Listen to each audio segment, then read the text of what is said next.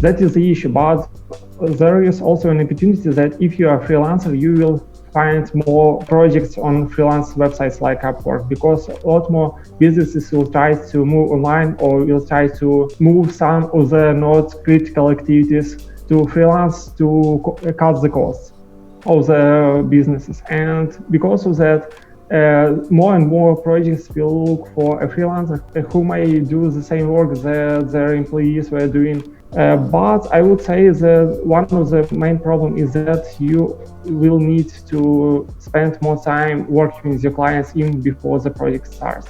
I mean that you will need to go more into sales and marketing, and just to post your portfolio and wait for clients is not enough.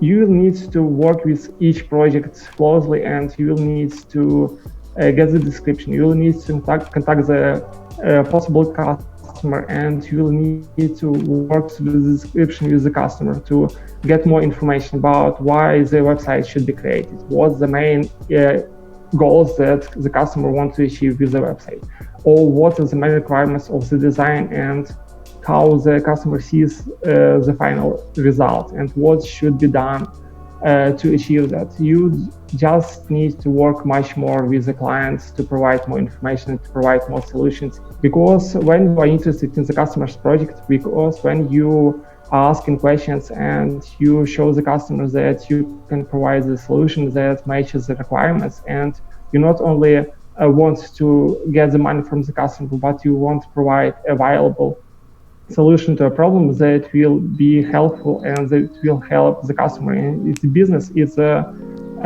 way to get more customers and to get more projects as a result.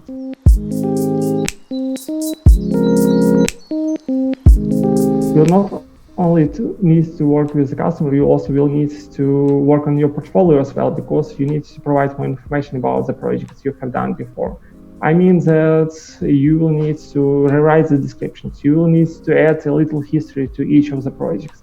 Customers like to see when the project starts, what were the description, what were the project requirements, how you have created the final solution, and how you iterated through different other optional solutions that were not approved by the customer, and what did you do to get to those solutions. And all this history will help you to show your expertise, to communicate your expertise and additional values you can provide to the customer, and that will help you to get more clients as a result.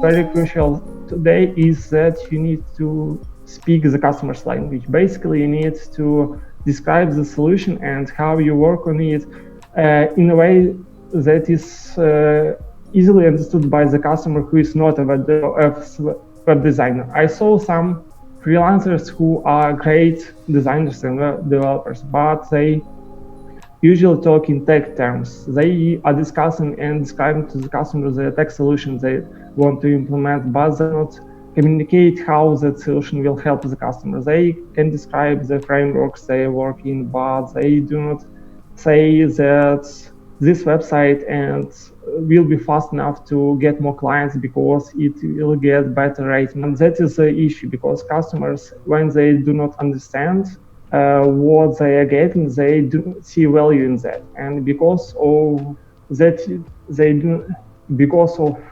that, because they do not see any value in your work, they cannot understand why do you charge so much and why do you need to be paid so much. And when you compare your prices and your rates with other freelancers, when a customer do not see this additional value, he will choose a freelancer who asks less, and that is the issue today.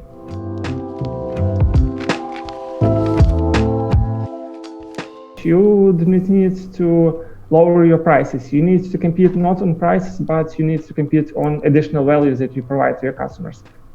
Today, when there are a lot of new freelancers who came to freelance platforms like Upwork, they are looking for the customers and they are looking for the fast projects, and they are able and they are willing to do the same work for much less. And if you compete using prices, you will not be in a winnable situation, because every time you lower the prices, the customer will look for other freelancers who can take even less for the same project. You need to compete using your expertise. You need to compete using your experience. You need to compete providing the additional bonuses, additional value to the customer, and showing that if the customer pays more for your work, the customer will get much more because of your expertise. The customer will get a complete solution that solves the problems, and a customer can trust you in providing those solutions.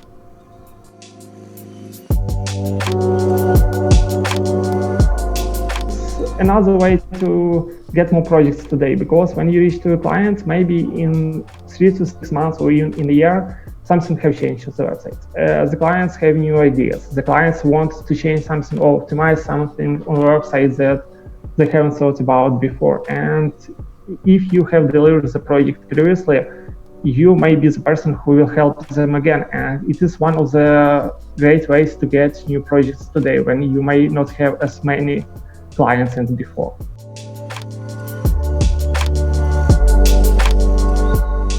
I think that to start with, you guys gotta know what your target customer is, what your customer persona is, and you shouldn't be reach out to everybody, like to every other person you see somewhere on LinkedIn or maybe on any other platform. If we're not talking about freelance platforms, but about actual cold emailing, you know, you find person's email somewhere on LinkedIn or maybe on Facebook, somewhere on social media, and you just want to reach out to them. You know they run a business and you just want to offer them your services. This works for many people. It's not the best strategy for everyone, because a lot of people, they just hate this process. They hate cold emailing. They hate this like very sneaky salesy process. They just do not like it and they don't want to be associated with it. And it's better to first get to know them as a person, especially if you're reaching out not to like info@website.com or something like that. If you're not reaching out to some corporate email, but you're reaching out to an actual person, if you found the email on LinkedIn or on Facebook and social media, you know this is the actual person. So it is better to reach out to them as to an individual and start having a conversation and maybe engage with them and learn how their business is doing in this time, and tell a little more about yourself, what you're doing, and maybe this will, you know, actually lead to a sale and lead to a project with them. What do you think, Yuri, about this strategy, and what would you recommend to people who want to start sending cold emails in this period of quarantine? You need to find as much information as you can about the customer. You need to find what the requirements and what this customer can, what problems this customer can have. As always, it is not about you and your services. It's about customer and his needs. If he needs the needs of the customer, if he needs the requirements the customer has to his or her website, and how that website can be changed to meet those requirements. If you know about maybe some problems that the customer faces and how you can help, you can reach the customer and you can provide some additional information and additional advice on how can that be done. A lot of today's companies work in a similar way, in that they are providing firstly the value, and after that they provide a paid solution. For example, a lot of companies create, if you talk about some bigger companies, they create a lot of blog posts, a lot of articles about how something can be done for free. After that, they offer their paid solution as an additional way of dealing with a problem. You can work in the same way, but with a smaller scale.